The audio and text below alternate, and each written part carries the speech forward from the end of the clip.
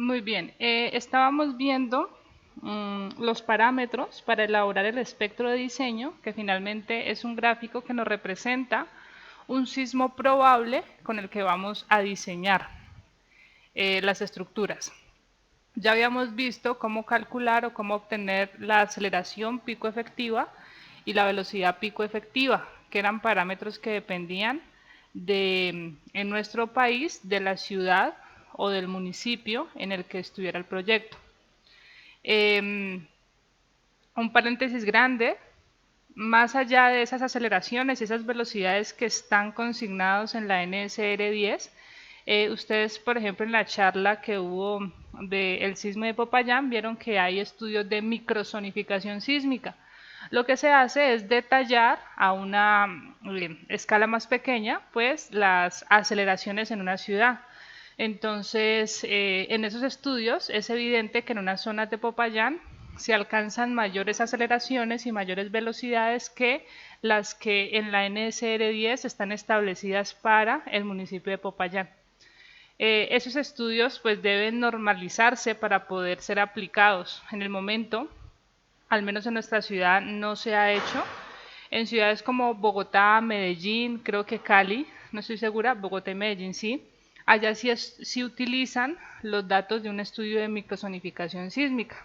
¿Listo? Pero pues digamos que es algo mucho más gubernamental pues para poder aplicarlo. Esos parámetros son los que, con base a las probabilidades, se obtienen de acuerdo a la caracterización de la fuente sísmica que podría generar los sismos en nuestra zona. Y ahora los efectos de sitio, que son los coeficientes F sub A y F sub B, se determinan con base en esa aceleración pico efectiva o la velocidad pico efectiva y el tipo de suelo. El tipo de suelo es se clasifica según un estudio de suelos y según propiedades que les dije que con lo consignado en la NSR 10 ustedes verificaran pues cómo se hacía esa clasificación desde la parte geotécnica. Nos faltaba para determinar el espectro de diseño, determinar lo que era el coeficiente de importancia I. Ese coeficiente está asociado a la importancia de la estructura y esa importancia se liga a el uso que puede tener la estructura. Una estructura se clasifica como muy importante, de las más importantes o indispensables, cuando es una estructura que es importante antes del evento sísmico, durante el evento sísmico y mucho más importante después del evento sísmico, como los hospitales. Los hospitales son estructuras que se necesita que continúen totalmente operacional después del evento sísmico por el servicio que prestan. Entonces, con base en eso, clasificamos la importancia de la estructura. Esos datos de importancia están dados en el A2.5. Yo les decía o les dejé en Classroom la parte del capítulo A que tienen que imprimir, que tiene toda la información del espectro de diseño. En el A2.5 entonces tenemos el coeficiente de importancia. El coeficiente de importancia lo vamos a determinar una vez definamos en qué grupo de uso está nuestra estructura. Tenemos 4 posibles grupos de uso. Tenemos el grupo de uso 4, que es el más importante. Ese grupo de uso 4, edificaciones indispensables, estructuras que deben funcionar durante y después del evento sísmico con total operacionalidad. ¿Listo? Entonces, para ese grupo de uso tenemos un coeficiente de importancia, el más grande de 1,5. Recordemos que ese coeficiente de importancia multiplica el espectro de diseño, o sea que para estas estructuras tan importantes o indispensables, lo que hacemos es aumentar el espectro de diseño en un 50%. Si vemos las estructuras que pueden incluir o que pueden incluirse en este grupo, tenemos hospitales, clínicas y centros de salud, miren, que dispongan de servicios de cirugía, salas de cuidados intensivos, salas de neonatos y o atención a urgencias. Aquí en Popayán, esas estructuras serían el Hospital San José, el Hospital Susana López, Clínica La Estancia, creo que son las que tienen ese tipo de instalaciones. Los hospitales de otros niveles, no recuerdo cómo son los niveles de los hospitales, pero los que están en los barrios normalmente, que solamente tienen servicio de consultas y urgencias, como no de no tan alto riesgo, pues se clasifican en otro grupo de uso que vamos a ver más adelante. Aquí están los hospitales, básicamente los más importantes en la zona. También tenemos aeropuertos, estaciones ferroviarias y sistemas masivos de transporte. ¿Por qué son tan importantes? Precisamente pues porque la ciudad tiene que mantener su operación, mantener su movilidad después del evento sísmico, y también ligado a eso por la cantidad de personas que puedan estar durante el evento sísmico usando ese tipo de instalaciones, precisamente por ser un medio de transporte. Centrales telefónicas, de comunicación y radiodifusión para mantener conectado pues a la zona después del evento sísmico. Estructuras designadas como refugios para emergencias.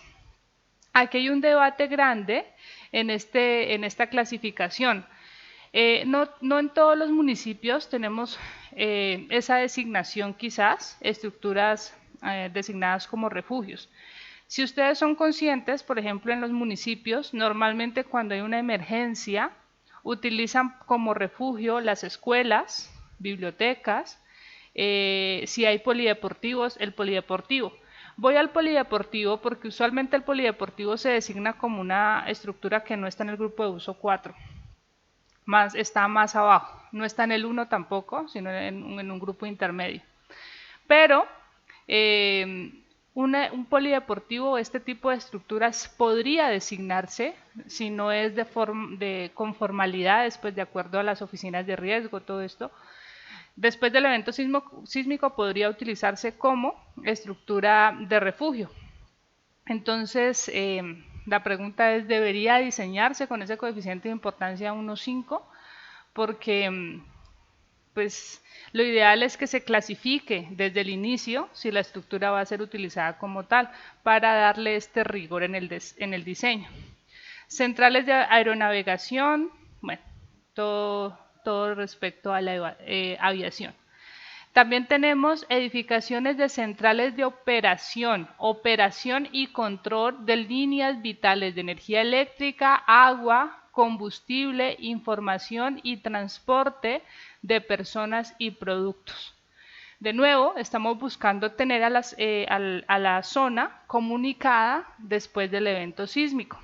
Las líneas vitales de servicios básicos como energía y agua se clasifican desde el inicio como una estructura indispensable. Esta clasificación, la edificaciones que contengan agentes explosivos, tóxicos y dañinos al público, está un poco más ligada precisamente pues al peligro del uso de estos edificios, y que por grietas, por fisuras, por un daño estructural de la edificación, pues se riegue o salga un líquido o un gas que puede afectar la salud de las personas. La última está muy abierta. En este grupo se pueden incluir las estructuras que alberguen plantas de energía eléctrica de emergencia, los tanques y estructuras que formen parte del sistema de red contra incendio. Pues esto es para atender eventos asociados a lo que puede pasar después del evento sísmico, incendios. Y aquí tenemos también mucho por discutir. Hace poco ocurrió un incendio por aquí en Popayán, en Llanos de Calibío, y pasaban que no funcionó el sistema pues no me acuerdo cómo se le llama eso, pues de la red contra incendios precisamente. No estaba funcionando. Entonces no podemos ni garantizar eso ante un evento pues independiente a un sismo. Ahora durante un evento sísmico que no seamos capaces de garantizar ese funcionamiento, pues es preocupante. Los accesos peatonales, vehiculares, a edificaciones que están clasificadas en las anteriores clasificaciones de estructuras indispensables. Entonces, ahí tenemos toda la clasificación para una estructura que puede estar clasificada en el grupo más importante, que es el grupo de uso 4. Vamos bajando, el grupo de uso 3 tiene menos importancia por las condiciones sísmicas que el grupo de uso anterior, y así hasta llegar al grupo de uso 1, que es en el que están la mayoría de las estructuras.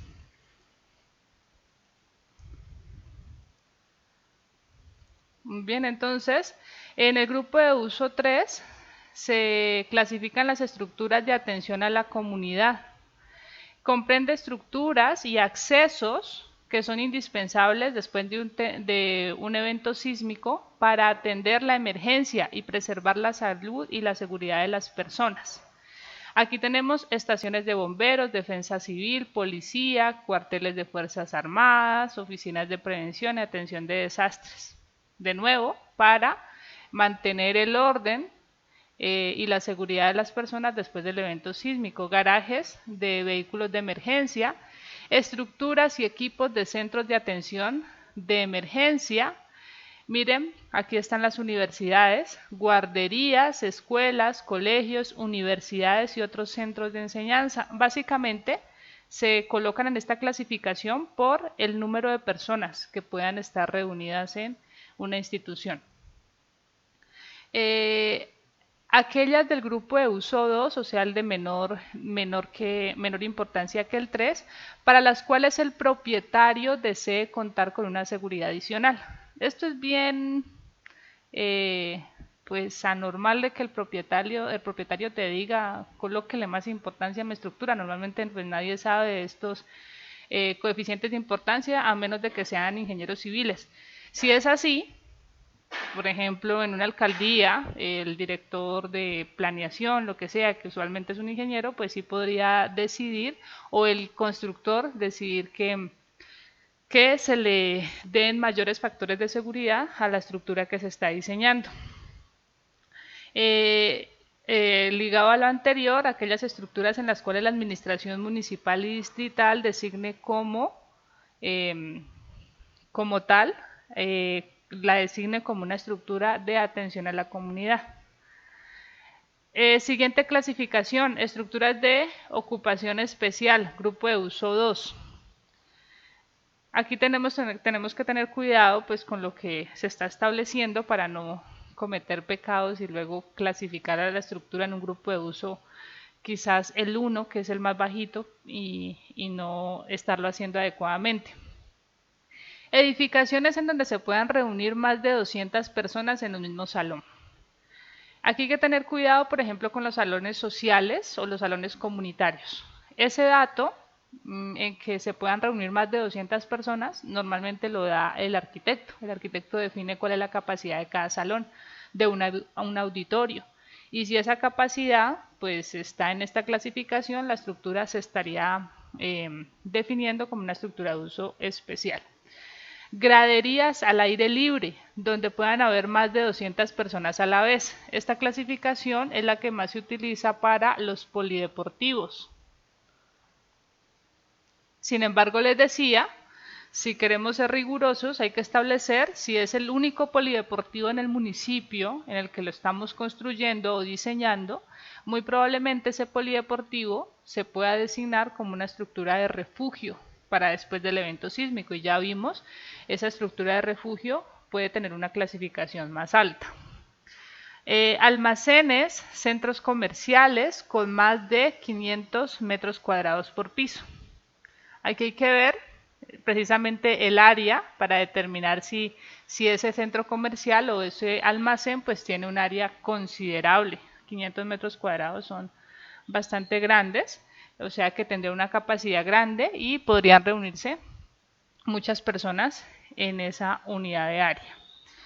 El resto de edificaciones que hacen parte de la red de hospitales o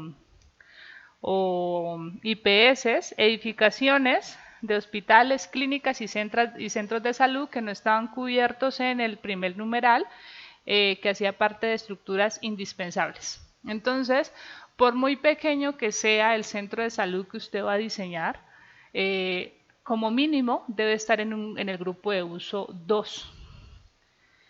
Edificaciones donde trabajen o donde residan más de 3.000 personas. Básicamente edificios que por ser edificios que tienen área repartida en la altura, pues puede cumplir esta condición que tenga capacidad para más de 3.000 personas. Depende también, ahí hay que estar trabajando muy de la mano con el arquitecto para evaluar esa capacidad. Finalmente, edificios gubernamentales. Ahí están alcaldías, gobernaciones, todos los edificios que se clasifiquen como gubernamentales.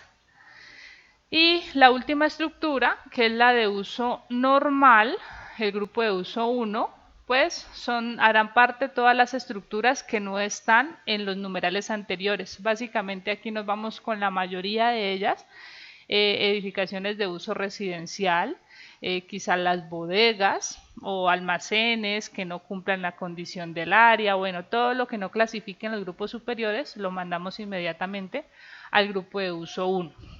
Una vez definamos entonces el grupo de uso, se define en qué grupo de uso está la estructura del 1 al 4, pues con eso seleccionamos el coeficiente de importancia. ¿Listo? Muchos se aprenden esto como grupo de uso 1, 2, 3 y 4 y luego cuando cogen el coeficiente de importancia, si está en el grupo de uso 4 lo multiplican por 4. No, usted define el grupo de uso y utiliza el coeficiente de importancia que se está indicando en la tabla. Creo que todo está claro. Las estructuras que hacen parte del grupo de uso 1, de uso normal, no tienen amplificación en el espectro de diseño. El coeficiente de importancia es 1. A medida que vamos subiendo grupo de uso 2, el coeficiente se amplifica en 1.1, amplificamos en un 10% ese espectro de diseño, el grupo de uso 3 en un 25% y el grupo de uso 4, el que más amplifica, en 1.50, en un 50%. Con eso tendríamos definidos entonces todos los parámetros para elaborar un espectro de diseño que finalmente va a ser el gráfico con el cual nosotros vamos a diseñar nuestras estructuras. Si hay alguna pregunta es el momento, si no pues vamos a hacer un ejercicio, un ejemplo.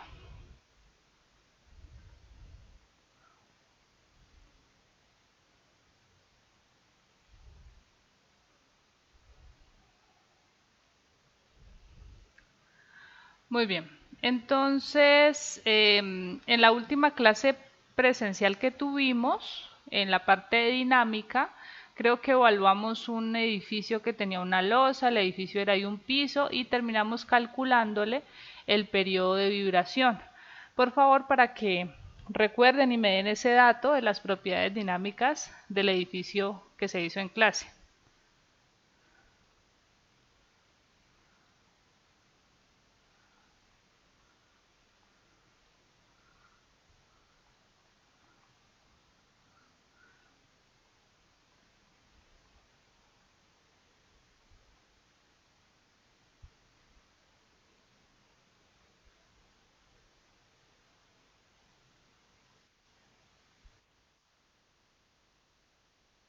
Sí, por favor.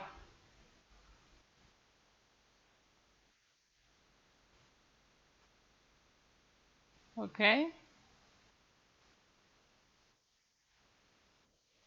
muy bien. Ah, sí está bien. Sí está bien, gracias. Muy bien, entonces, usando las propiedades dinámicas de la estructura en pórticos del ejercicio anterior, determine cuál es la aceleración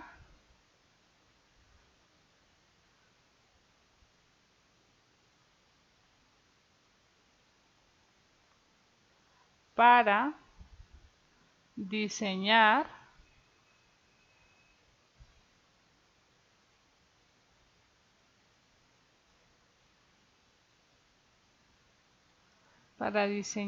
esa estructura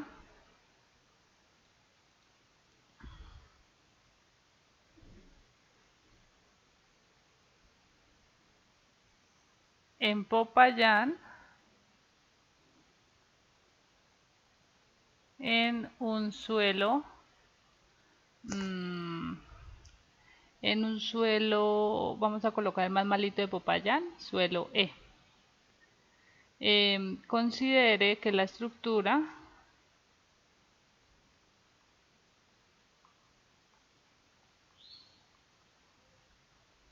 hace parte del sistema de acueductos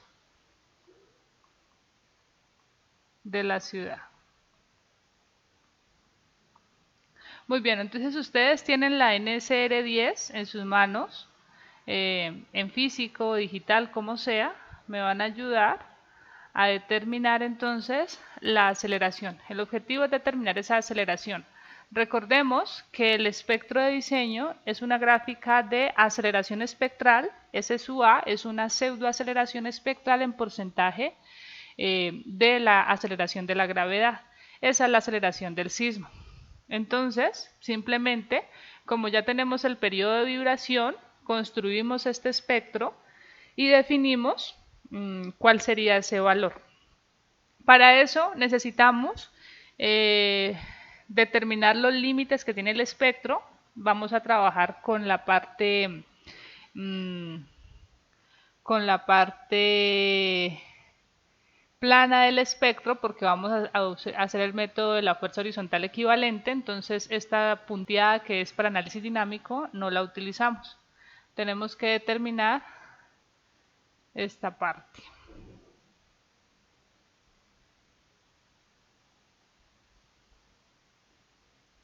La idea es construir ese espectro. Entonces necesitamos los parámetros sísmicos que están de acuerdo a la ciudad o al municipio. Se está estableciendo que está para Popayán. Entonces, ¿cuáles son las aceleraciones o la aceleración y la velocidad pico efectiva para Popayán?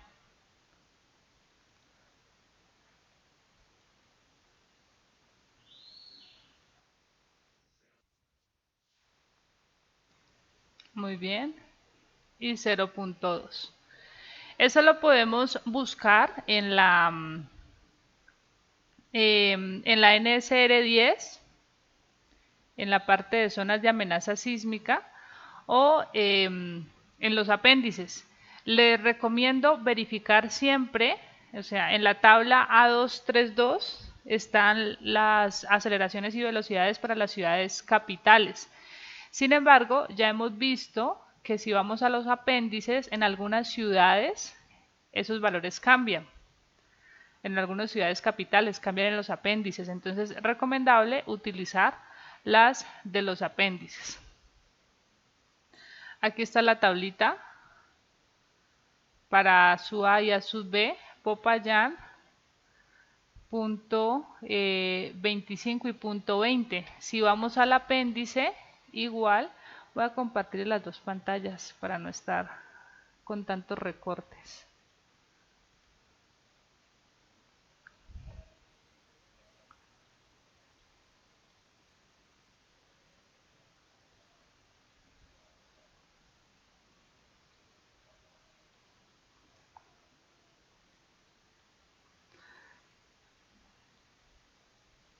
Muy bien, entonces parámetros sísmicos Popayán. Aquí está, punto 25 y punto 20. Pero si vamos al apéndice,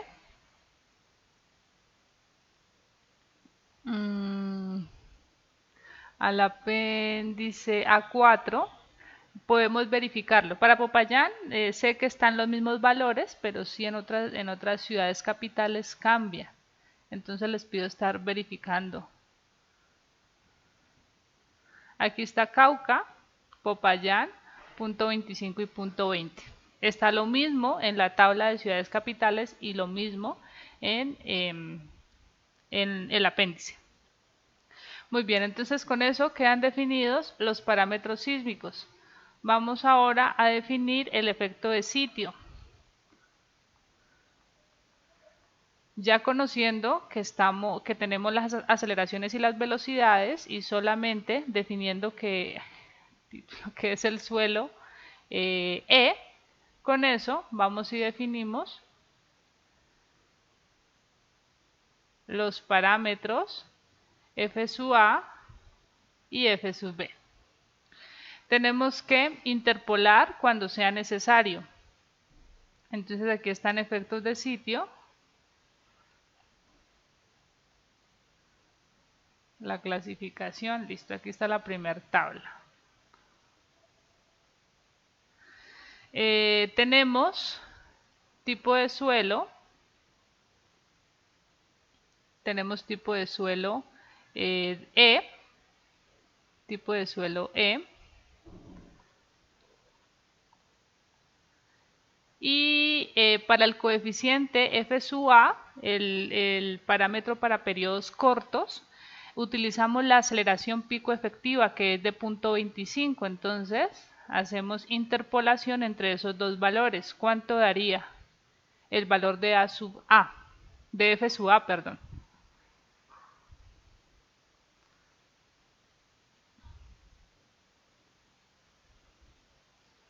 O sea, interpolación entre 1,7 y 1,2.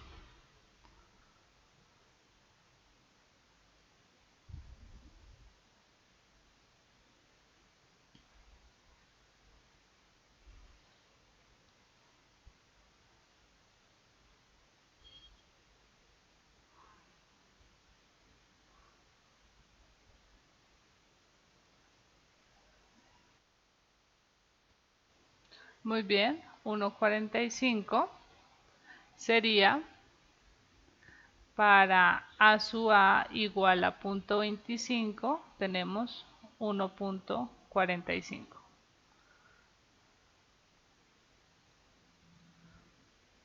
Muy bien, y ahora vamos para f sub b. En f sub b necesitamos también el tipo de suelo y ahora la velocidad pico efectiva. Suelo E, la velocidad pico efectiva es de 0.20, entonces nos vamos directamente aquí, nos estaría dando un coeficiente de 3.2. Este sería el coeficiente de sitio para periodos largos, 3.2. Muy bien. Y finalmente nos dice que considere que la estructura hace parte del sistema de acueductos de la ciudad. Entonces, pues esa clasificación estaría para una estructura indispensable.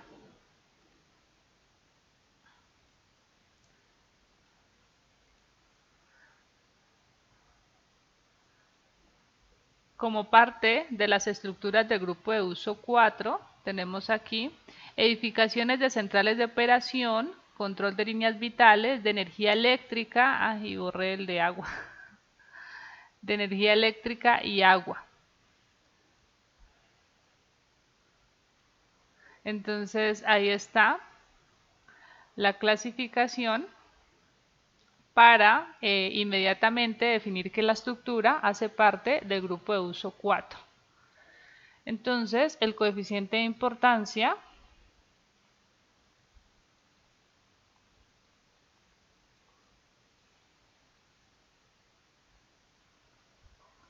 es igual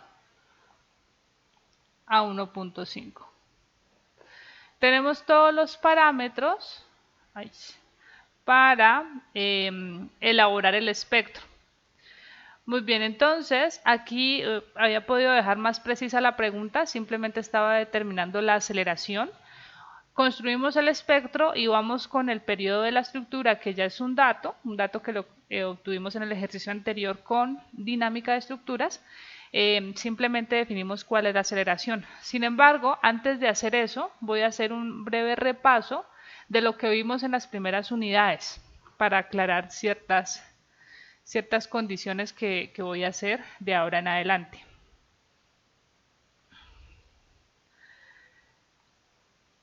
Cuando iniciamos el curso y como parte de la filosofía del diseño sismo resistente, decíamos que se podía hacer un diseño con comportamiento lineal y elástico. Es decir, que definíamos con comportamiento elástico, definíamos cuál es la fuerza máxima que se le puede aplicar a la estructura y cuál era su deformación lateral máxima. Esta deformación lateral venía siendo la deriva. Entonces, F sub S es fuerza sísmica elástica, es decir, sin reducir. Y delta L venía siendo la deriva total. Si diseñáramos con comportamiento elástico, teníamos que garantizar entonces que la estructura resista toda esta magnitud de la fuerza sísmica. Sin embargo, decíamos, utilizando el criterio de sismoresistencia, la norma permite que usted diseñe solamente hasta una fuerza sísmica de diseño reducida que se define como E. Hola. Y la norma dice, usted tiene que garantizar que la estructura debe soportar con resistencia esa fuerza sísmica. Sin embargo, la estructura no puede colapsar en ese instante, sino que debe disipar el resto de la energía, al menos con base en el criterio de igualdad de desplazamientos, hasta llegar a la misma deformación lateral, como si hubiéramos aplicado la fuerza sísmica elástica. Entonces tenemos dos comportamientos. Este segundo comportamiento en rojo es un comportamiento inelástico, porque estamos con comportamiento elástico solamente hasta la fuerza sísmica E, y desde ahí entra la ductilidad que pueda tener la estructura a disipar el resto de la energía sísmica en deformaciones inelásticas. De este comportamiento inelástico, la fuerza sísmica inelástica es una fuerza reducida que se calcula como la fuerza sísmica total elástica sobre el coeficiente básico de disipación de energía R. Ese es el principio de la filosofía del diseño sismorresistente. Ahora bien, decíamos también, como parte del diseño estructural tenemos que garantizar dos cosas en este diseño. En el diseño estructural sismorresistente.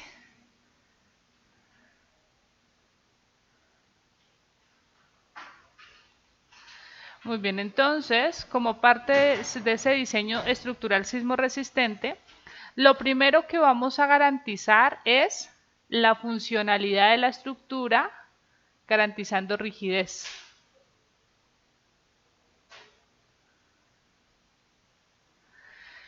La rigidez ante cargas sísmicas. Es decir, tenemos que evaluar que la estructura sometida a una fuerza sísmica total, una fuerza sísmica elástica, no se reduce a una fuerza sísmica F sub S, se desplaza entonces lateralmente, y este desplazamiento lateral debe ser menor que un desplazamiento límite permitido por la NSR 10. Más adelante vamos a dedicarnos bastante a verlo este desplazamiento límite, aunque ustedes ya han visto nociones muy básicas en el curso de análisis estructural, al menos una definición general. Entonces, esa es la forma de garantizar rigidez, o sea, el código te va a restringir este desplazamiento lateral. ¿Listo? No puede ser tan grande.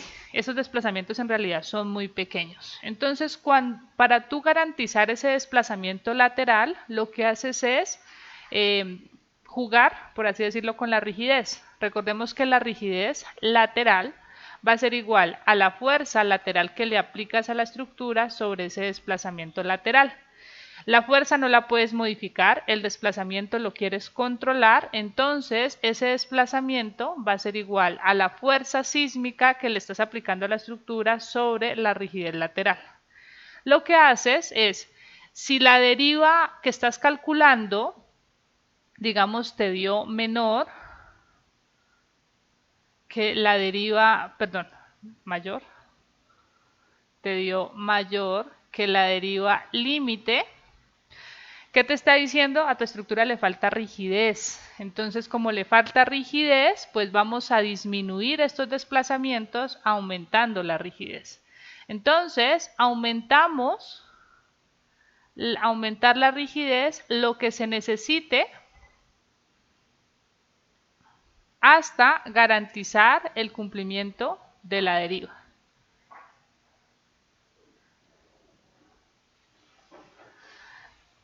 ¿Listo? Hasta garantizar el cumplimiento de la deriva. Y con eso, desde el análisis estructural, ustedes ya han visto que la rigidez efectiva para elementos sometidos a flexión, dejémosla solamente como K, efectiva, es igual a mayor módulo de elasticidad, mayor rigidez, a mayor momento de inercia, más rígido el elemento, y la rigidez es inversamente proporcional a la longitud. Entonces, empezamos, por ejemplo, a jugar con aumentar el módulo de elasticidad. Bueno, esa no es la primera opción. En realidad, lo primero que uno opta es por modificar la inercia, aumentar la inercia. Si las columnas de tu estructura eran de 30 por 30 y no estás cumpliendo con la deriva, pues súbelas a 40 por 40, 50, 60, ya estás en 80 por 80, digamos que son muy grandes, entonces puedes pensar en no, quizás la estructura está muy grande, muy pesada y aumentar la inercia no funciona. Entonces pasemos a mejorar el material. Si estabas diseñando una estructura en concreto reforzado, entonces dices, voy a diseñar una estructura en acero estructural, el módulo de elasticidad es mucho más grande y con eso aumenta la rigidez. Y la tercera opción, por factores, por condiciones sobre todo arquitectónicas, que para modificar la altura tendríamos que estar hablando de mejorar la geometría, estaríamos haciendo modificaciones en el diseño arquitectónico. Mejorar la geometría. La dejo de última porque pues si un proyecto está bien encaminado desde el principio con la colaboración entre arquitecto y estructural, las longitudes de las vigas son conservadoras, empezamos a proponer columnas en sitios específicos, bueno, garantizando cierta estructuración que podría funcionar. Y ya con eso, pues el arquitecto entraría como a pulir más su diseño, entre comillas, y previamente de manera definitiva. Si no lo hacemos de esa forma y si ya el arquitecto hizo todo su trabajo de diseño arquitectónico y entonces decimos no, necesitamos otra columna por aquí, lo que sea, pues esos son cambios que le implican al diseñador arquitectónico iniciar prácticamente su proyecto, ¿vale? Porque pues ellos tienen que cumplir con ciertas condiciones, no solamente el dibujo, y tienen que rediseñarlo. Así que esa parte de mejorar la geometría siempre es mejor dejarla al final, si con inercia y mejoramiento del material no se puede garantizar la rigidez. Muy bien, ese es a grandes rasgos lo que habíamos visto para garantizar la rigidez. Muy bien, una nota importante. El cálculo de la rigidez, el cálculo de la deriva, se hace siempre con dos condiciones importantes y que nunca se olviden, por favor. La primera es usando la fuerza sísmica total, elástica, sin reducir.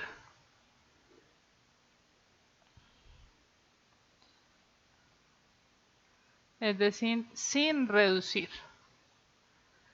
Se debe hacer de esta manera porque Ese desplazamiento lateral se va a calcular con un análisis estructural, lineal y elástico. Por eso en este curso ustedes lo pueden calcular, porque ustedes todos los métodos que han visto hasta ahora se basan en comportamiento lineal y elástico, y la deriva se calcula de esa manera. Muy bien, otra condición importante que se las anticipo desde ahora, más adelante cuando veamos el cálculo de la deriva, la voy a repetir, es que siempre que usted vaya a calcular la deriva, la NSR10 permite lo siguiente. Solo para el cálculo de deriva,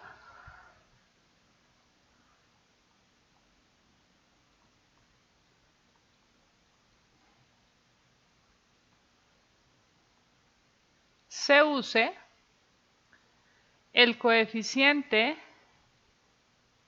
de importancia siempre igual a 1.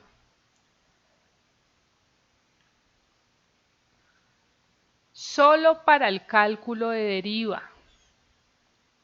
La dejo aquí grande, solo para ese cálculo de deriva. Para el cálculo de deriva, a la NSR10 le da lo mismo que tu estructura esté en el grupo de uso 1 o en el grupo de uso 4. Vas a utilizar un coeficiente de importancia igual a 1. Sin embargo, cuando vas a diseñar, cuando se realice el diseño de los elementos estructurales, en este curso no vamos a diseñar en estructuras 2, y para que lo tengan en cuenta, se debe usar el coeficiente de importancia que corresponde. ¿Listo? Entonces, aquí es conveniente hablar de que uno obtiene en teoría varios espectros. Uno para calcular deriva y otro para diseñar. Y así es como normalmente se hace en el diseño estructural. Cuando tú calculas deriva, vas a utilizar un primer espectro, que a ese primer espectro le llamamos espectro elástico, porque no se reduce entre el R.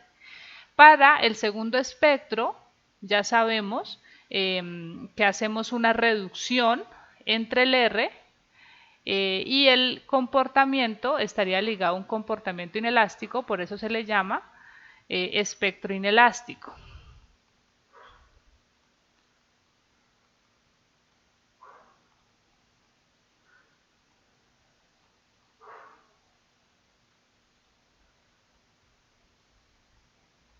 Listo, entonces vamos a hacer una diferenciación entre la aceleración que vamos a calcular para calcular deriva y la aceleración que se debería usar para diseñar la estructura.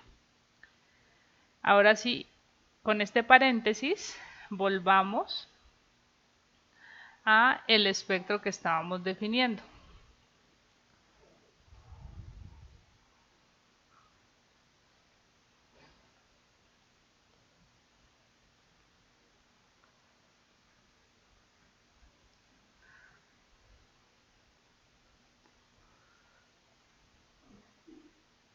Muy bien.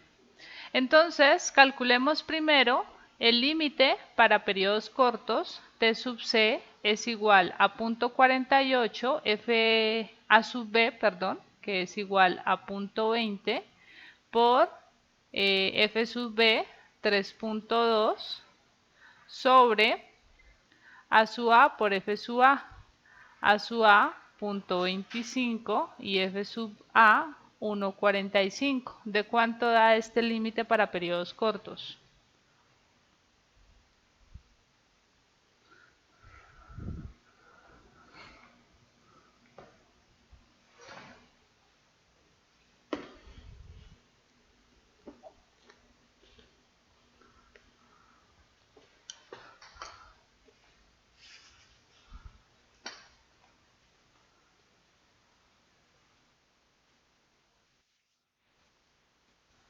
84 no, no puede ser. O punto 84.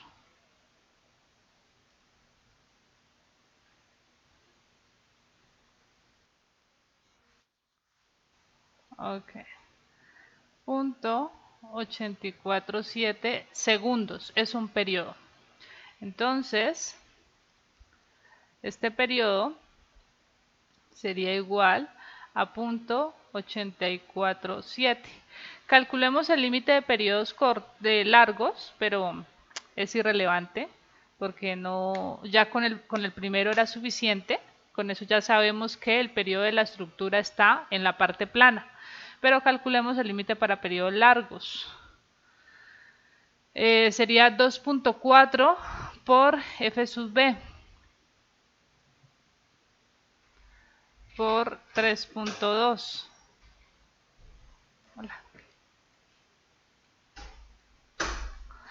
Estaríamos con un periodo de 768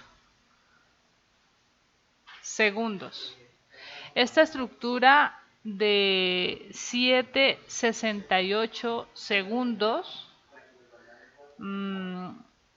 está más o menos con una estructura de... No, o sea, aquí en Papaya nunca la vamos a ver, de unos 70, 80 pisos.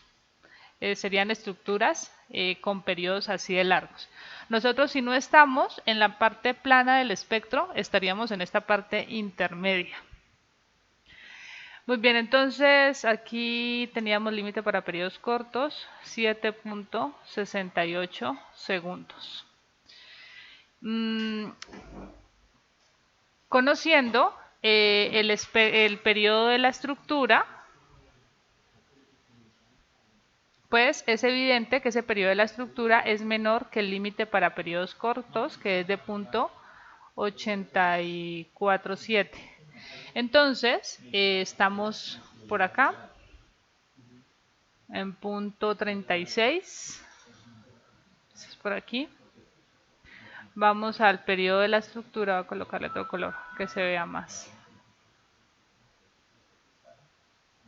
Periodo de la estructura, punto 36, y pues estamos en la meseta plana, donde la aceleración es constante y es igual a 2.5 A sub A por F sub A por el coeficiente de importancia. Muy bien, aquí me voy a detener un momento para sacar los dos espectros. Es para sacar el espectro elástico y el espectro inelástico. Voy a hacer ese gráfico más abajo.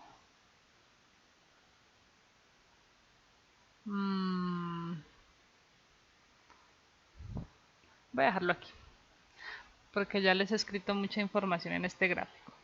Entonces, comencemos definiendo a este espectro como espectro elástico.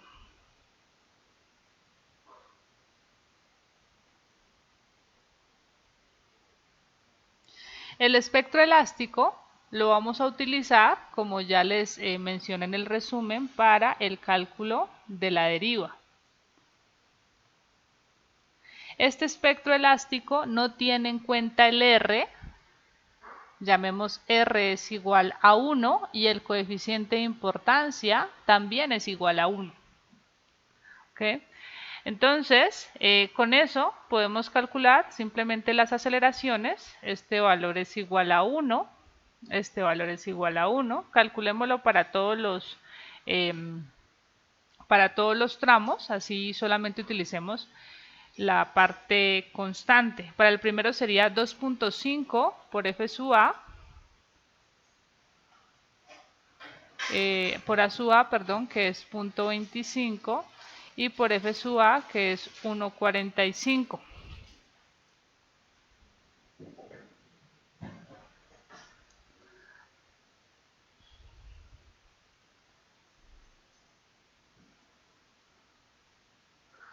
Tendríamos una aceleración de 0.906 veces la gravedad, la aceleración de la gravedad. En la parte intermedia, para periodos entre el límite para periodos largos y el límite para periodos cortos, periodos intermedios se le denomina eso, Esa pseudoaceleración sería 1.2 por A sub A, punto 20, por F sub B, 3.2,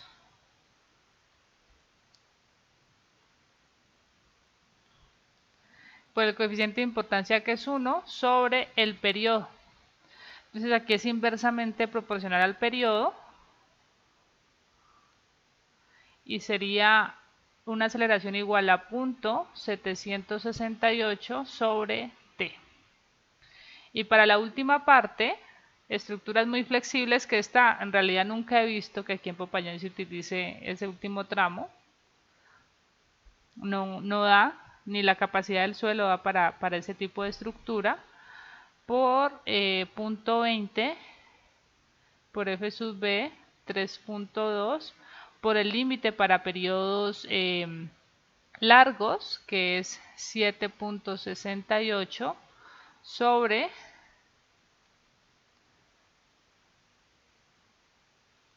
el periodo al cuadrado. Entonces tendríamos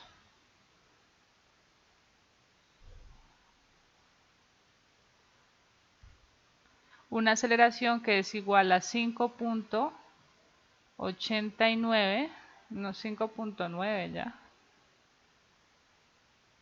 5.9 sobre el periodo al cuadrado.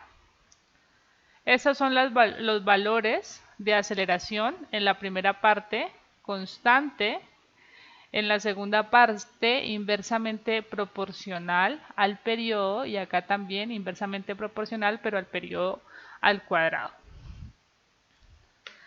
Muy bien, para la estructura, nosotros vamos a estar, la estructura que tiene un periodo de punto 36 que vimos en la clase previamente, nos da entonces una aceleración de punto 906 veces la gravedad. O sea que este sería el dato para hacer posteriormente el cálculo de la deriva.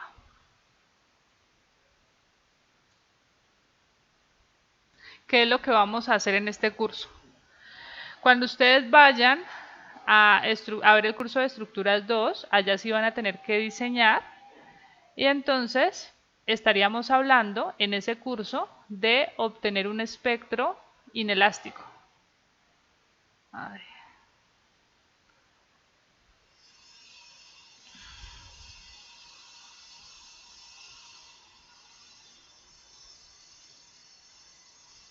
Entonces voy a repetir el procedimiento para el espectro inelástico.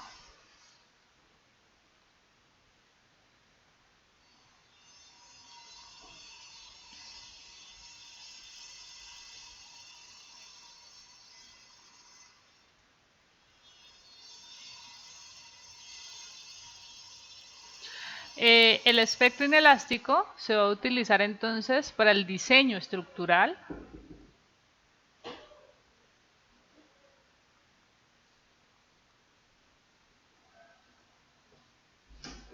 Y en ese espectro vamos a utilizar, vamos a utilizar el R que corresponda, que debe ser un dato para este curso. Ustedes en estructuras 2 lo van a determinar con más exactitud. Acá ya vieron algunos valores ustedes. Y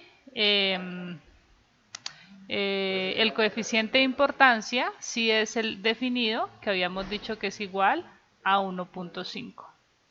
Esto entonces es lo que cambia respecto a lo anterior.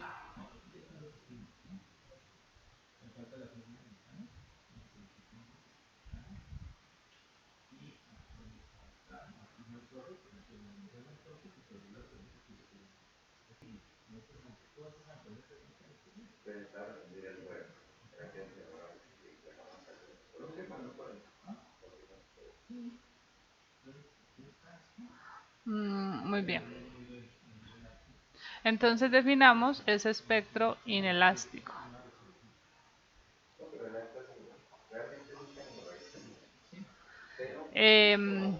El límite para periodos cortos, miren, no cambia porque no tiene en cuenta el periodo de vibración. Entonces es el mismo, 0.84, o sea que nuestra estructura sigue estando en la meseta plana. El límite para periodos largos tampoco cambia. Lo que va a cambiar ahora es que el coeficiente de importancia ya no es igual a 1, primero, y luego que tenemos que considerar el R. Entonces, el R es un dato. La estructura que vimos en clase era una estructura de pórticos. Ustedes ya vieron que en las tablas de la NSR10, esa estructura de pórticos tiene un R de 7. Vamos a utilizar ese valor. En estructuras 2 ustedes ya van a definir pues si eso cambia un poquito o no ese R. Voy a utilizar el básico que está presentado en la norma. Déjenme un momento, ya lo encuentro. Aquí está, sistema de pórtico. Entonces, para recordarlo, están viendo en este momento la NSR10, ¿verdad?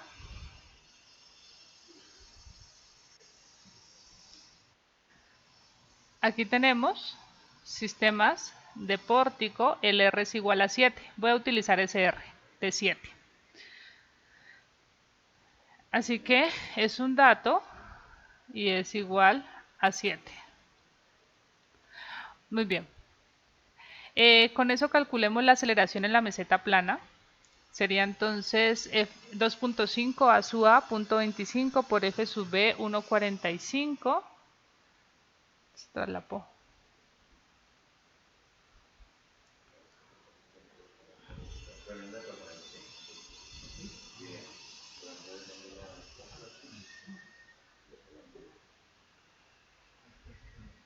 F sub B daba 3.2.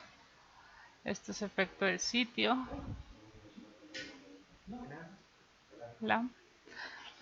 Muy bien, entonces el coeficiente de importancia, voy a colocar aquí en rojito, es igual a 1.50. Recordemos que para el diseño estructural trabajamos entonces con la fuerza sísmica reducida, que es la fuerza sísmica total entre R. Con el espectro elástico nosotros podemos calcular esta fuerza sísmica. O sea, cuando les digo que con esta aceleración, esa es la que nos representa el sismo, recordemos que la fuerza sísmica es una fuerza inercial que es igual a la masa de la estructura por la aceleración del sismo. Esta aceleración es la que me está representando la aceleración espectral que estamos definiendo con ese espectro de diseño. Entonces, por simplemente comportamiento lineal, yo puedo decir si esta fuerza sísmica con la que estoy haciendo el cálculo deriva es la fuerza total. Recordemos que se hace con la fuerza sísmica sin reducir. Ahora, ¿qué pasa si yo quiero la fuerza sísmica reducida? Que es Fs entre R.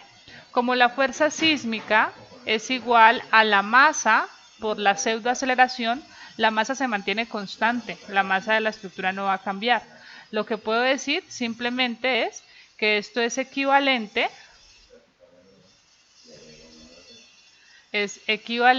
a hablar de reducir la aceleración entre R, ya que el peso de la estructura se mantiene constante. Entonces, el espectro de diseño lo vamos a trabajar simplemente reduciendo esas aceleraciones entre R. Este sería el espectro inelástico.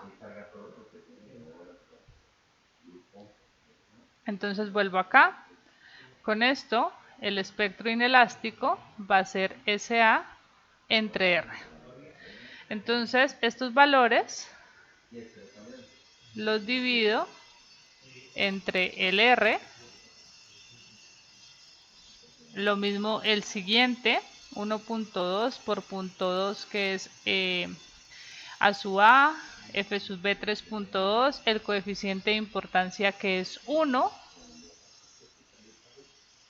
y esto dividido entre el R.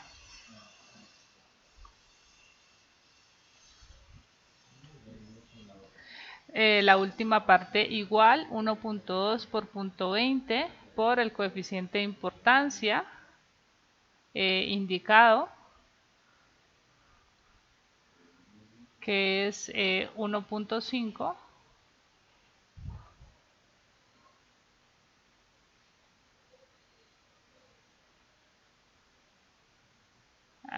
Bueno, y esto dividido entre el R. Muy bien. Entonces,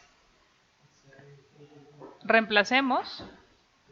En la primera parte me estaría dando una aceleración que era 2.5 por punto 25 por 1.45 por 1.5 dividido entre el R, que es 7, una aceleración de punto 194. Para los periodos intermedios sería 1.2 por punto 20 por 3.2 por 1.5 dividido entre 7, estaría dando una aceleración de punto 16,46. Y para periodos largos sería 1.2 por punto 20 por 3.2 por 7.68 por 1.5 dividido entre 7, estaría dando, medio mal. No está bien porque el periodo es al cuadrado, por punto 2 por 3.2. Estaría dando de, acá me faltó entre t, y este sería igual a 8.85 entre t al cuadrado. Muy bien, o sea que para diseñar esta estructura en el campo inelástico tendríamos que trabajar con una aceleración de punto 19,4. Miren cómo se reduce la fuerza sísmica. En realidad, el espectro con el que vamos a diseñar y esperamos que la estructura resista con rigidez tiene que llegar a una aceleración de 0.9, casi una vez la gravedad. Sin embargo, para el caso de diseñar considerando ductilidad, esa aceleración se reduce a 0.19. Entonces, esa reducción se realiza siempre y cuando se le pueda garantizar ductilidad a la estructura. Si no podemos garantizarle ductilidad, es mejor diseñarla con el espectro elástico, sin considerar el R, es decir, utilizando un R igual a 1. Eso se puede hacer siempre y cuando pues, el diseñador tenga cierto criterio para establecer que la estructura no desarrolla esa ductilidad y el R va a tener un valor conservador. ¿Esa parte está clara? Muy bien, estos espectros pues se pueden programar muy fácil en Excel y es lo ideal, siempre. Entonces, en Excel tengo una hoja de cálculo en la que simplemente coloco los parámetros sísmicos, aceleración punto 20, velocidad punto 25. Algunos estudiantes los he visto que simplemente se le coloca Popayán y ya tienen todo programado para hacerlo pues más fácil. Se puede hacer, pero pues uno no se demora tampoco nada tomando esos valores de las tablas. Punto 25.20, F sub A 1.45, F sub B 3.2, coeficiente de importancia igual a 1. Entonces, aquí tengo el primer espectro, que sería el elástico. ¿Listo? Está el inelástico porque el R está igual a 1, pero no me acuerdo dónde está el R. Miro aquí un momento. Aquí está el R. Entonces, en el R le estoy colocando igual a 1, porque para no reducirlo, pero si fuera un R igual a 7, pues entonces ahí está la diferencia. Ay, perdón. Aquí, igual a 7. Listo. Ahí está la diferencia entre el espectro elástico y el inelástico para esta estructura localizada en Popayán. Miren cómo se reduce ese sismo. La punteada, la línea punteada es cuando vamos a hacer un análisis dinámico y se quieren utilizar pues los valores de esa parte con pendiente positiva. No es nuestro caso.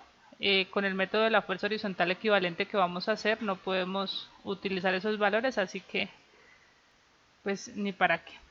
Aquí están superpuestos los dos espectros, el elástico y el inelástico. Para el inelástico, pues el R es igual a 7. ¿Listo? Ese sería entonces el proceso.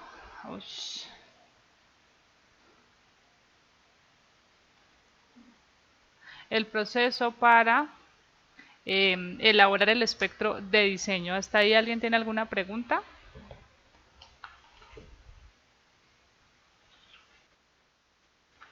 Ok, entonces unidad 6 lo tenemos como análisis sísmico.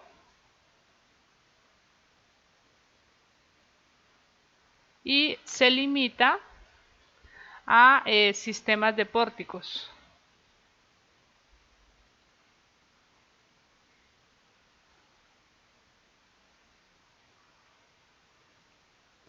Muy bien, entonces vamos a hacer la introducción al método que vamos a ver en este curso, que es el método de la fuerza lateral equivalente. Una vez veamos ese método, al final les voy a dar simplemente una definición muy general de cómo se haría con el análisis dinámico. Entonces tenemos métodos de análisis.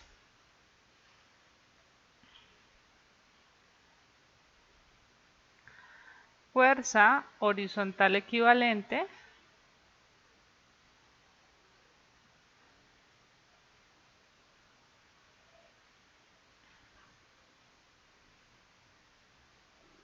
y análisis dinámico.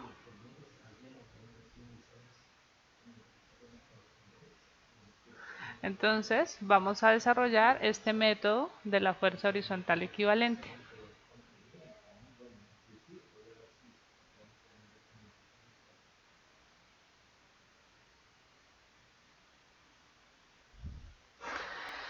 Muy bien, ¿en qué se basa el método de la fuerza horizontal equivalente? Es un método estático que calcula una fuerza horizontal estática que representa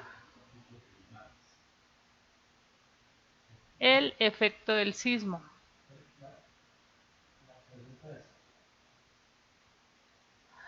Entonces, digamos que tenemos esta estructura de un solo piso y esa estructura tiene una masa en la parte superior asociada a los elementos que la componen, tiene una rigidez. Para esta estructura ya habíamos dicho que era posible analizarla con un modelo dinámico de un grado de libertad. Entonces, en este modelo dinámico de un grado de libertad, concentramos la masa de la estructura en la parte superior y conocemos la rigidez. ¿En qué se basa el método de la fuerza horizontal equivalente? Ya vimos todo el comportamiento dinámico en el que decíamos dinámicamente lo que pasa es que se genera una aceleración en la base, llamémosla ADT, que es la aceleración del sismo. Muy bien. Entonces, esa aceleración en la base de la estructura, esto sería en el dominio del tiempo,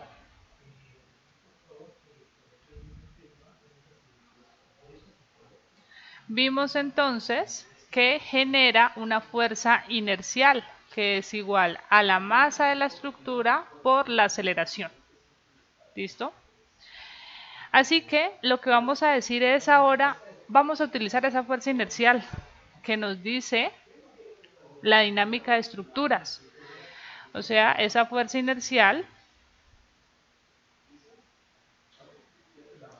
es igual a la masa del edificio por la aceleración del sismo. Y esa fuerza inercial viene siendo la fuerza que le vamos a colocar o que vamos a establecer que me hace el mismo efecto que ese sismo en la base. Entonces decimos, a nivel de donde está concentrada la masa, aparece una fuerza lateral de tipo inercial. Y esa es la fuerza que queremos calcular. Muy bien, esto es muy fácil demostrarlo de por qué se hace de esta manera. Entonces, analicemos el diagrama de cuerpo libre solamente de ese elemento, como un elemento de un grado de libertad. Y decimos que le vamos a colocar una fuerza horizontal equivalente a nivel de donde se encuentra concentrada la masa. Este modelo es básico del análisis estructural. Para equilibrarlo, yo sé que horizontalmente necesito una fuerza del mismo valor en sentido contrario. A esa fuerza se le denomina cortante basal. B sub B, cortante basal. Vale la pena siempre hablar en términos del cortante basal. ¿Por qué? Para esta estructura de un piso,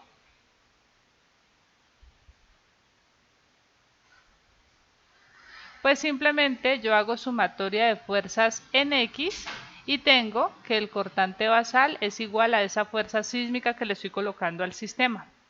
Pero si tengo una estructura que tiene más niveles, o sea que tiene varias masas concentradas, sísmicamente vamos a definir que por cada masa tiene que aparecer una fuerza.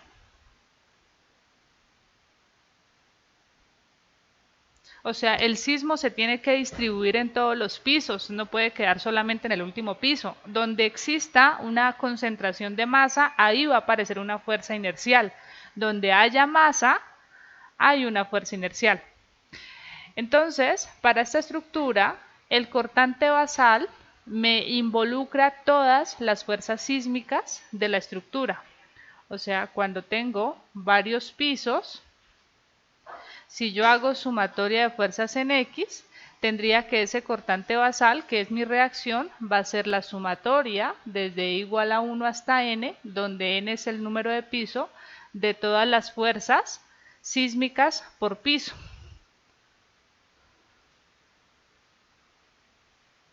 Entonces, conviene mucho más hablar siempre del cortante basal. Es el primer término el cual debemos calcular. Bajo la primera condición en la que decíamos que el cortante basal es igual a la fuerza sísmica, recordemos que esa fuerza sísmica es una fuerza inercial que es igual a la masa de la estructura por la aceleración. Reemplacemos lo que es masa en términos de peso. Entonces, tenemos que la masa va a ser igual al peso entre la aceleración de la gravedad. ¿Por qué de esta manera? Porque nosotros hablamos más en términos de peso que de unidades de masa. Estamos más acostumbrados a calcular pesos, así lo hicimos en las primeras unidades. Y cuando vimos los espectros de respuesta, también definimos que la pseudoaceleración era un porcentaje de la gravedad. O sea que si yo quiero calcular mejor la aceleración con unidades de aceleración, tengo que multiplicar la pseudoaceleración que se obtiene del espectro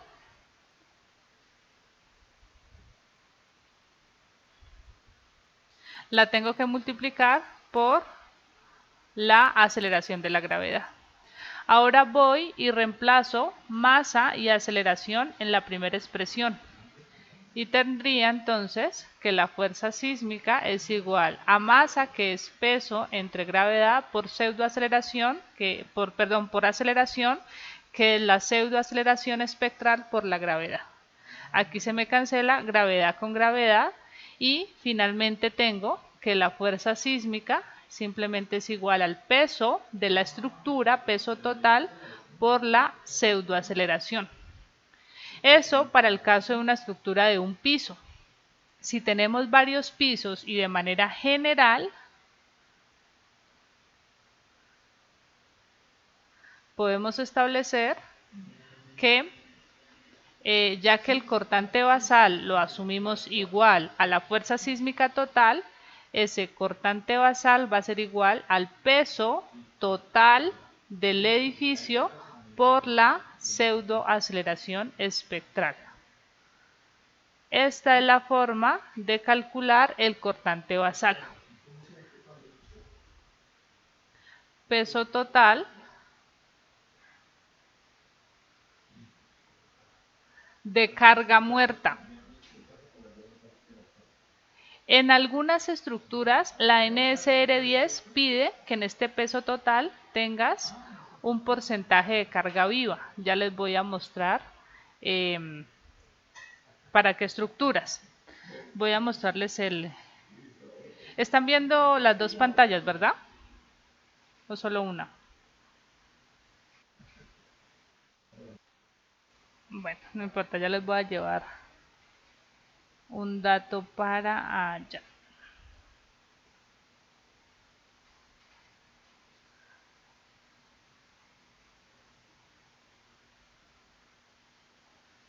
Muy bien. En el capítulo A4 de la NSR10, donde eh, se dan los parámetros para aplicar el método de la fuerza horizontal equivalente, se da la siguiente definición de lo que es masa. Masa corresponde a la masa total de la edificación. Debe ser igual a la masa total de la estructura más la masa de aquellos elementos no estructurales como muros divisorios, particiones, todo lo que ustedes calcularon haciendo parte de de la carga muerta y la carga muerta adicional. También se tiene que involucrar el peso de tanques, cualquier equipo permanente y tanques y sus contenidos. Si a nivel de cubierta a usted le colocan una piscina, porque hay muchas estructuras en las que diseñan las piscinas a nivel de cubierta, ese peso de esa piscina, considerándola llena, tiene que colocarla como parte de la carga muerta para hacer la evaluación del peso total de la estructura. Y algo importante, en depósitos o bodegas debe incluirse además un 25% de la masa correspondiente a los elementos que generan la carga viva, solamente depósitos y bodegas. Esta es una condición que maneja solamente la NSR10. En otros países, de forma más general, se ha establecido que se considera un 25% de la carga viva en todo tipo de estructuras. ¿Listo? Por el momento la NSR10 no ha tenido ningún cambio, así que vamos a acogernos a esa consideración. ¿Listo? Ese sería respecto al peso total.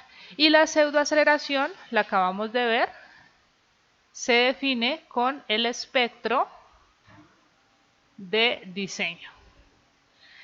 Obtener esa aceleración fue muy fácil. Construimos el espectro de diseño con base en los parámetros sísmicos, en el efecto de sitio y en el coeficiente de importancia. Sin embargo, hay algo que a ustedes les debería generar curiosidad en este momento. Digamos que hasta ahí todo está hecho, o sea, usted con facilidad puede calcular el peso total del edificio. En teoría puede definir esa pseudoaceleración fácil conociendo el espectro de diseño, que ya vimos que es muy fácil. Pero recordemos que ese espectro de diseño requiere que usted conozca el periodo de vibración de la estructura.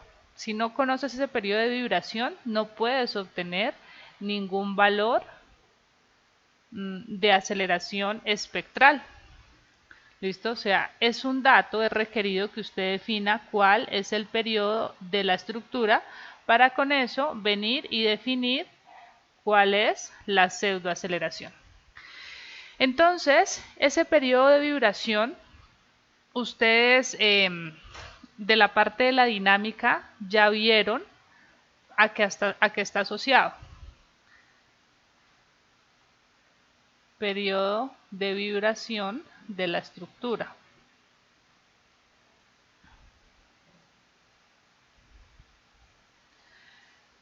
Con los principios de la dinámica,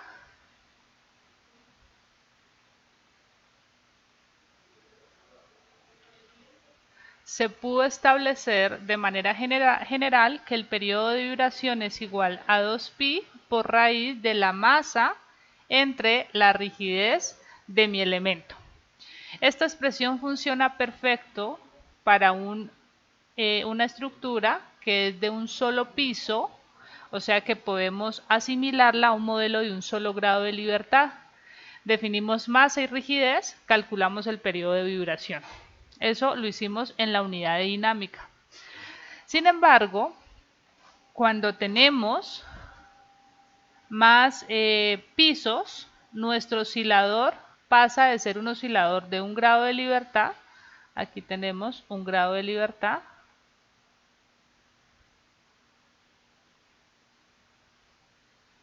a tener un oscilador de múltiples grados de libertad. Yo creo que les había dejado a ustedes una consulta para que definieran pues qué pasaba cuando teníamos varios pisos. Este oscilador se le conoce como un oscilador de múltiples grados de libertad. Para este oscilador voy a tener, por ejemplo, 3 masas, tengo 3 pisos y en la conexión de cada piso tengo una rigidez del piso 1, una rigidez del piso 2 que está afectada por la rigidez del piso 1 y así una rigidez del piso 3. Así que desde los principios de la dinámica ya no se puede utilizar esta primera ecuación para un sistema de múltiples grados de libertad, sino que tendríamos que recurrir al procedimiento del análisis modal. Y el análisis modal lo que nos determina o lo que nos da como dato van a ser una serie de periodos. Nos va a decir tu estructura tiene un periodo T sub 1, un periodo T sub 2, un periodo T sub 3 hasta T sub n. Estos periodos de vibración están asociados a los modos de vibración. Los modos de vibración posibles que tiene la estructura. Entonces, si queremos utilizar los principios de la dinámica, tendríamos que hacerlo de esta manera, utilizando modos de vibración y con esos resultados hacer un análisis dinámico. Por obvias razones, no vamos a hacer ese análisis dinámico en este curso, sino que nos interesa aplicar el método de la fuerza horizontal equivalente. Así que digamos que si nosotros tenemos la posibilidad de calcular el periodo de vibración con esta expresión, si tu estructura se asemeja a una estructura de un grado de libertad, pues esto lo podemos utilizar. Esta expresión la pueden utilizar, ustedes ya vieron cómo se calculan esos periodos. ¿Qué pasa entonces cuando tenemos varios periodos? Perdón, cuando tenemos varios pisos, o sea, un sistema de múltiples grados de libertad. La NSR 10 propone calcular un periodo aproximado inicial para que usted pueda iniciar con sus cálculos del método de la fuerza horizontal equivalente, porque usted requiere conocer una pseudoaceleración espectral. Entonces, para no quedarnos varados en eso, pues definimos lo que es ese periodo de vibración inicial. La forma de calcularlo, denme un momento, va a ser la siguiente. Vamos a iniciar con un periodo aproximado.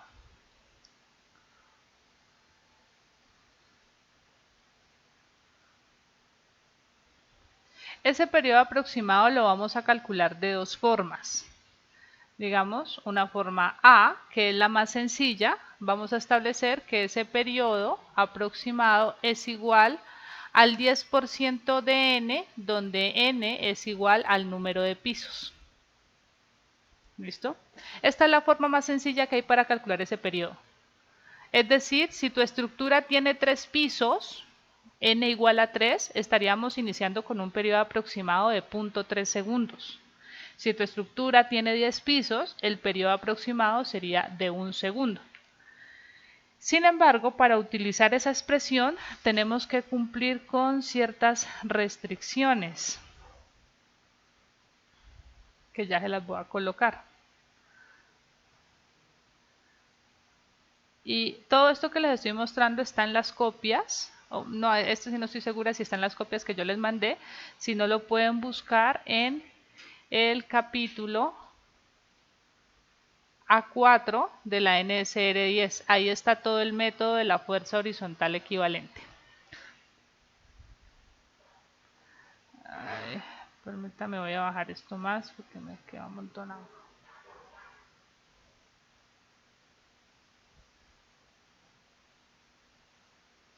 Muy bien, entonces miren las restricciones para utilizar ese periodo inicial. Tienen que ser edificaciones de 12 pisos o menos. La altura de piso no puede ser mayor a 3 metros y el sistema estructural obligatoriamente debe ser compuesto por pórticos resistentes a momentos en concreto reforzado o en acero estructural. Si cumples esas 3 condiciones, entonces puedes utilizar esa primera expresión, que es la más sencilla de todas. Resumida, esa verificación en el siguiente esquema. Entonces, tienen que ser menos de 12 pisos. Altura de piso, esta es la altura de piso, debe ser menor a 3 metros y debe ser un sistema de pórticos.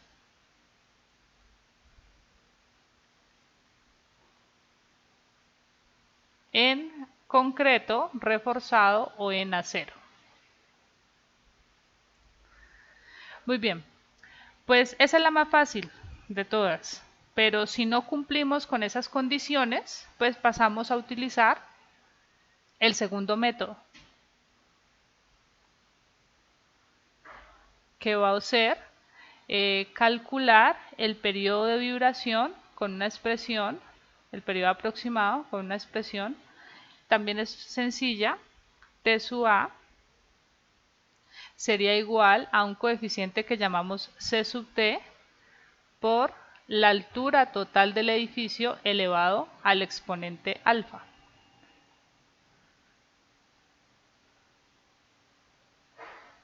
Miren que son dos expresiones muy fáciles de determinar. Esta expresión es más general, siempre que no se pueda aplicar la primera, vamos por esa segunda. Y los valores de C sub T y de alfa están consignados en la tabla A242 y son los siguientes.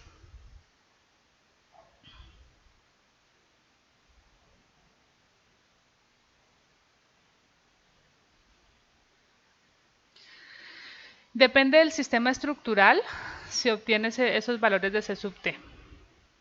Están dados C sub T y el exponente alfa. Si tenemos un sistema de pórticos en concreto reforzado, ese es en resumen, lo demás ustedes lo pueden leer, pero en resumen, pórticos en concreto reforzado, C sub T igual a 0.47, el exponente igual a 0.9. Si tenemos un sistema de pórticos en acero estructural, estos serían los valores de C sub T y de alfa.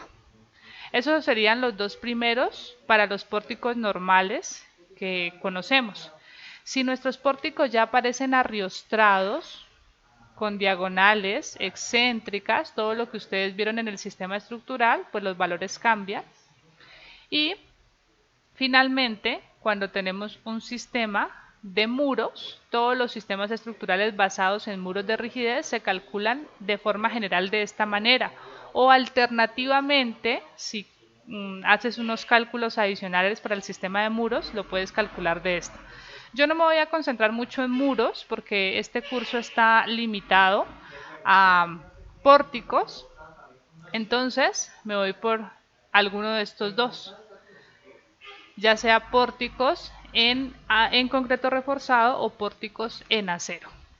Esa sería entonces la forma inicial para calcular el periodo aproximado inicial y poder iniciar con el cálculo o con el método de la fuerza horizontal equivalente, porque siempre necesitamos ese periodo de vibración. Así que esas son las dos expresiones que nos brinda la NSR10 para poder iniciar con el método.